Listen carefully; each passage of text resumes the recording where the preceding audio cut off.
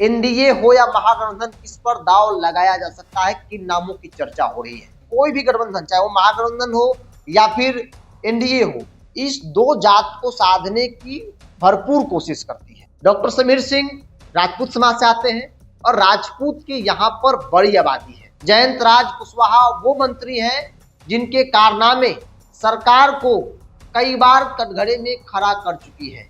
4 बार कांग्रेस जीती, 3 बार RJD, 3 bar Janata Dal you. हालांकि नीतीश कुमार ने बड़ी उम्मीद के साथ जयंत राज कुशवाहा को मंत्री बनाया था ताकि सम्राट चौधरी को ये काउंटर कर सके, लेकिन उसमें वो विफल रहे। विधानसभा के सीरीज में आज बात बांका जिले के अमरपुर विधानसभा क्षेत्र की, जहां की लड़ाई पिछली बार की तरह इस बार भी कुशवाहा बनाम राजपूत के बीच होने की अधिक संभावना दिख रही है।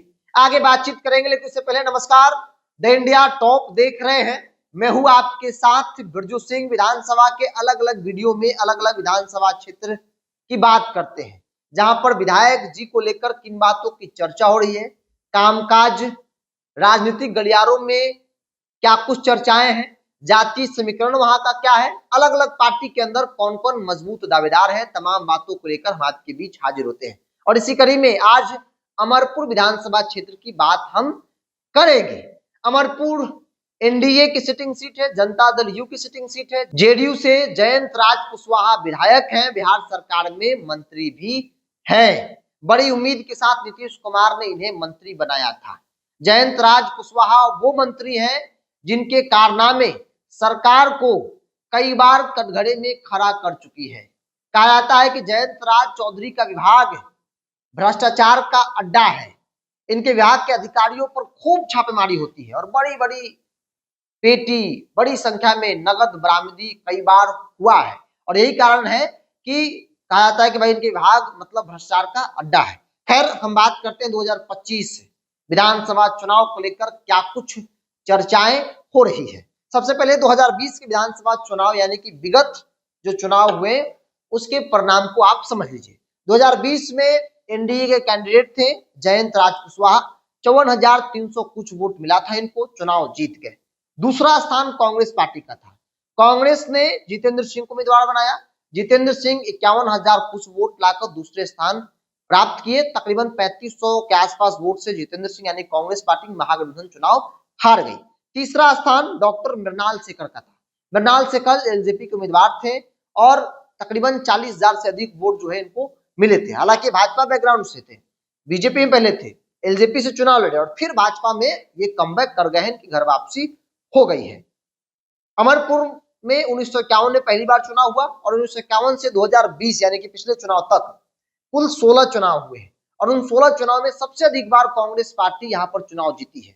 4 बार कांग्रेस जीती, 3 बार RJD, 3 bar Janata Dal you, संयुक्त सोशलिस्ट पार्टी 2 बार, जनता दल, निर्दलीय जनता पार्टी, जनसंघ को एक एक बार यहां पर मौका मिला है। अब सवाल है कि 2025 में क्या होगा, एनडीए हो या महागठबंधन, किस पर दाव लगाया जा सकता है, किन नामों की चर्चा हो रही है। और इन बातों को समझना है उससे पहले वहां की जातीय समीकरण को आपको समझना जरूरी है, क्योंकि राजनीति में और बिहार यूपी जैसे राज्यों में राजनीति को समझने से पहले जात को समझा जाता है कि कौन जात किधर जाता है, किसको वोट करता है, उनका मुद्दा क्या है, कौन किसके प्रति सॉफ्ट होता है, कौन किसके प्रति हार्ड होता है। ये समझ गए मतलब राजनीति आप समझने लगे हैं। और बिहार की राजनीति में तो जात तो बेहद महत्वपूर्ण होता है। देखिए, अमरपुर का जातीय समीकरण कहता है कि वहां पर कुशवाहा और एकल जातीय में कुशवाहा और राजपूत की बड़ी आबादी, और यही कारण है कि कोई भी गठबंधन, चाहे वो महागठबंधन हो या फिर एनडीए हो, इस दो जात को साधने की भरपूर कोशिश करती है। अमरपुर में राजपूत तकरीबन 55 से 60,000, इसके अलावा यादव 50 से 55,000, मुस्लिम 20,000 से अधिक, भूमिहार ब्राह्मण को ले लिया जाए तो 35,000 से अधिक इनकी यहाँ पर संख्या है। इसके अलावा कोयरी, कुर्मी, धानुक एक दूसरे के भाई भाई कहे जाते हैं, उपजाति धानुक, कोयरी, कुर्मी, और इनकी आबादी यहाँ पर 60,000 से अधिक है। इसमें सबसे बड़ी आबादी यहाँ पर जो है कुशवाहा की है, कोयरी की है, जिस जाति से यहाँ के विधायक है जयंत राज कुशवाहा। इसके अलावा दलित भी बड़ी संख्या में है। सहनी, मुकेश सहनी की पार्टी, मुकेश सहनी जिस जाति से आते हैं, जो इस वक्त महागठबंधन का हिस्सा है, उनकी भी आबादी यहाँ पर 20,000 से अधिक है। तो जातीय समीकरण को अगर आप देख लिया जाए तो यहाँ पर महागठबंधन कांग्रेस पार्टी भी कमजोर नहीं है, बशर्ते उम्मीदवारों का चयन अगर ठीक से हो जाए तो जेडीयू की सीट पर जेडीयू को उठाकर पटक देना राजनीतिक तौर पर कोई बड़ी बात नहीं है।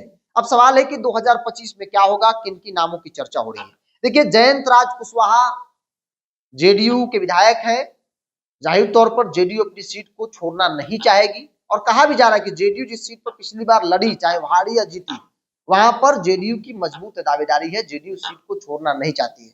बावजूद सबको एडजस्ट करना है तो कुछ सीटें छोड़नी ही पड़ेगी।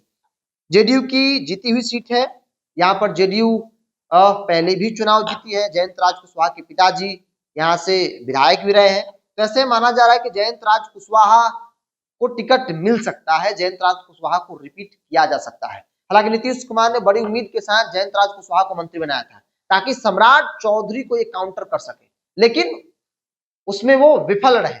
सम्राट चौधरी को तो काउंटर छोड़ दीजिए, जयंत राज कुशवाहा अपने जाति बिरादरी में भी पकड़ नहीं बना पाए।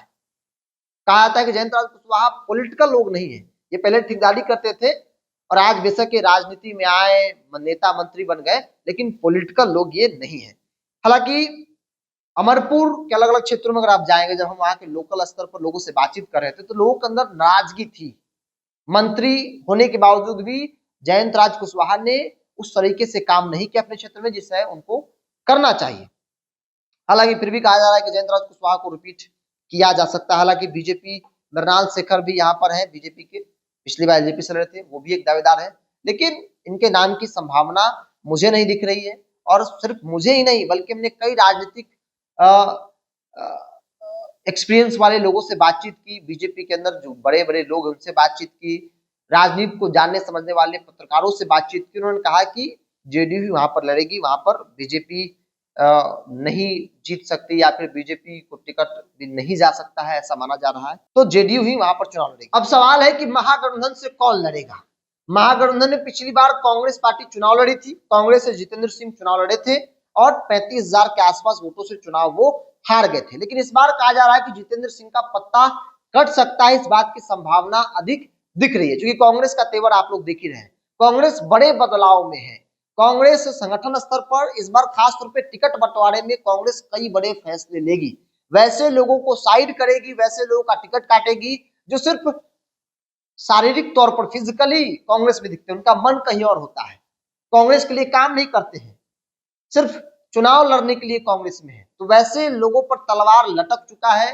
कृष्णा लावरू जो बिहार प्रभारी है, उनका तेवर बहुत तल्ख है इन मामलों में और कई बड़े फैसले टिकट बंटवारे के वक्त आपको देखने को मिलेगा। और कहा जा रहा है कि अमरपुर में भी कांग्रेस यहाँ पर उम्मीदवार बदलेगी। सवाल है कि उम्मीदवार बदलेगी तो कौन लड़ेगा, क्योंकि जितेंद्र सिंह विवादित चेहरे कहे जाते हैं, इसके अलावा ये एक्टिव नहीं है, इसके अलावा एक और कारण इनको टिकट नहीं मिलने का कि ये कांग्रेस में है लेकिन दिल से राजद के हैं, और जो दिल से राजद के हैं वैसे लोगों का कांग्रेस में इस बार तो खैर नहीं है। आपने प्रदेश अध्यक्ष का हाल देख लिया, अखिलेश सिंह का क्या हुआ, तो खैर ये तो विधानसभा के प्रत्याशी ही है, इन पर तलवार चल जाएगा ऐसा कोई बड़ी बात नहीं है। तो जितेंद्र सिंह का पत्ता लगभग कटा हुआ माना जा रहा है। सवाल है कि जितेंद्र सिंह नहीं तो कौन। देखिए, यहाँ पर कई नाम हैं जिन नामों की चर्चा हो रही है। एक नाम संजीव सिंह का भी है कि संजीव सिंह भी एक दावेदार है। इसके अलावा डॉक्टर समीर सिंह कांग्रेस के एमएलसी हैं, पुराने कांग्रेसी हैं, जन्मजात कांग्रेसी हैं, जिनके दादाजी कांग्रेस में रहे, पूरा जिंदगी बिताया, जिनके पिताजी पूरी जिंदगी कांग्रेस में रहे और खुद जन्म से लेकर जब से राजनीति में आए तब से लेकर अब तक ये कांग्रेस में ही है। कांग्रेस में तमाम बड़े पदों पर काम किए, कार्यकारी अध्यक्ष भी रहे, कई बड़ी जिम्मेदारी के साथ डॉक्टर समीर सिंह काम किए और ऐसा माना जा रहा है कि अमरपुर से इस बार कांग्रेस डॉक्टर समीर सिंह को उम्मीदवार बना सकती है। डॉक्टर समीर सिंह को उम्मीदवार बनाने से कई राजनीतिक तौर पर फायदा जो है न सिर्फ कांग्रेस बल्कि गठबंधन के सहयोगी दलों को भी मिल सकता है। डॉक्टर समीर सिंह राजपूत समाज से आते हैं और राजपूत की यहाँ पर बड़ी आबादी है। डॉक्टर समीर सिंह का जो पॉलिटिकल बैकग्राउंड रहा है, एक बड़ा बैकग्राउंड रहा है। समीर सिंह के दादाजी बनारसी प्रसाद सिंह 3 बार मुंगेर से सांसद रहे कांग्रेस के, पंडित जवाहरलाल नेहरू के बेहद करीबी नेताओं में से एक। इसके अलावा डॉक्टर समीर सिंह के पिता जी, जो बिहार सरकार में मंत्री भी रहे, राजेंद्र सिंह, पढ़े लिखे विद्वान लोगों में उनकी पहचान होती थी। आज भी लोग अगर बिहार के टॉप 5 ईमानदार और पढ़े लिखे लोगों का लिस्ट निकालेंगे तो एक नाम राजेंद्र सिंह का आपको जरूर जो है वो मिलेगा। तो बड़े पॉलिटिकल बैकग्राउंड से आते हैं और कहा जा रहा है कि यहाँ पर राजपूत का वोट अगर लेना है तो फिर कांग्रेस को डॉक्टर समीर कुमार सिंह को टिकट देना होगा, क्योंकि उनकी पकड़ उस क्षेत्र में न सिर्फ आप अमरपुर की बात कर ली जाए बल्कि आसपास के क्षेत्र, चाहे वो बांका हो, बेलहर हो, तारापुर हो, जमालपुर हो, सुल्तानपुर हो, जमुई हो, इन इलाकों में इनकी ठीक ठाक पकड़, मजबूत पकड़ मानी जाती है। साफ सुथरी छवि के लोग हैं, संगठन का एक लंबा अनुभव है, चुनावी राजनीति का, चूंकि ये हमेशा संगठन के लिए काम करते रहे, कैसे किसको जिताया जाए, कैसे पार्टी को मजबूत किया जाए, तमाम बिंदुओं पर ये काम कर चुके हैं। फिलहाल ये कांग्रेस के एमएलसी है, तो ऐसे माना जा रहा है कि अगर इनको टिकट दिया गया तो राजपूत वोट बैंक में बड़ी सेंधमारी करेंगे। और एक जो मापदंड महागठबंधन के अंदर चल रहा है कि वैसे लोगों को टिकट दिया जाएगा, तो ईश्वर यादव ने कई सार्वजनिक मंचों से कहा भी कि वैसे दावेदार को प्राथमिकता दी जाएगी जिनके पास अपना 10-20 हजार वोट होगा, वो वोट जो एनडीए को कमजोर करता है। और अमरपुर में राजपूतों की 55 से 60 हजार आबादी है और वही जीतेगा महागठबंधन से जो राजपूत वोट बैंक में बड़ी संख्या में सेंधमारी करेगा। पिछली बार जितेंद्र सिंह चुनाव लड़े थे लेकिन तकरीबन 1000-1200 वोट ही राजपूत का ले पाए, ये भी राजपूत समाज से ही है, स्वजातीय वोट इनको नहीं मिल पाया, 3500 वोट से चुनाव हार गए। हालांकि एलजेपी बाहर लड़ रही थी, इस बार एलजेपी साथ में, तो इस बार बड़े मार्जिन के साथ चलना होगा। और ऐसा माना जा रहा है कि एक तरफ जयंत राज कुशवाहा, एक तो उनके खिलाफ नाराजगी है, अगर समीर सिंह को उम्मीदवार बनाया गया तो राजपूत में 70 से 80% सेंधमारी ये करने में कामयाब हो जाएंगे। एमएलसी भी है, एमएलसी फंड से कई सारे काम उन्होंने क्षेत्र के लिए किए भी है। तो ऐसा माना जा रहा है कि अगर समीर सिंह को टिकट मिला तो ये बड़ी सेंधमारी करेंगे, और बड़ी सेंधमारी कर लिए तो यहाँ पर मुसलमान का वोट है, यहाँ पर यादव का वोट है, यहाँ पर दलित का वोट है, यहाँ पर सैनिक का वोट है, राजपूत का वोट जैसे ही एड ऑन हुआ, कांग्रेस पार्टी महागठबंधन यहाँ से चुनाव जीत जाएगी। और समीर सिंह को लेकर जब हमने पार्टी कई वरिष्ठ नेताओं से बातचीत की, कई लोगों ने कहा कि भाई समीर सिंह वहां के मजबूत दावेदार है और लोग भी चाहते हैं कि समीर सिंह को वहां से चुनाव लड़ना चाहिए। समीर सिंह को अगर पार्टी चुनाव लड़ाती है तो कई फायदा है, एक तो वो सीट आसानी से कांग्रेस जीत जाएगी, इसके अलावा आसपास के इलाकों में जो उनका प्रभाव क्षेत्र है वहां भी कांग्रेस और महागठबंधन सहयोगी दलों को बड़ा फायदा जो है मिल सकता है, क्योंकि बड़े पॉलिटिकल बैकग्राउंड से आते हैं, बड़ा नाम है, कोई आज तक एक आरोप नहीं लगा है इन पर, साफ सुथरी छवि है। तो कई नाम तो है लेकिन मजबूत दावेदार की अगर आप बात करेंगे तो अमरपुर में डॉक्टर समीर सिंह एक मजबूत दावेदार हैं, राजपूत समाज से आते हैं और राजपूतों की यहाँ बड़ी आबादी है। अगर समीर सिंह को टिकट मिला तो राजपूत में 70-80% सेंधमारी, मतलब एनडीए गठबंधन सीधे धराम से नीचे गिर जाएगी और बड़ी मार्जिन के साथ वहां पर महागठबंधन चुनाव जीत सकती है। तो ये वहां का जातीय समीकरण है, ये वहां का तमाम बातों की चर्चा हम आपके बीच किए। आपको कैसा लगा आप भी अपनी राय को कमेंट्स बॉक्स में रखिए। अगर आपको लगे कि भाई कुछ बात छूट गया, कुछ और बातें होनी चाहिए, हमारा जो रिसर्च है उसको लेकर आपके मन में कोई गिला शिकवा हो तो स्क्रीन पर चल रहे नंबर पर और व्हाट्सएप के माध्यम से आप अपना सलाह हम तक जरूर पहुंचाएं। इस पूरी रिपोर्ट में इतना ही, बहुत बहुत धन्यवाद।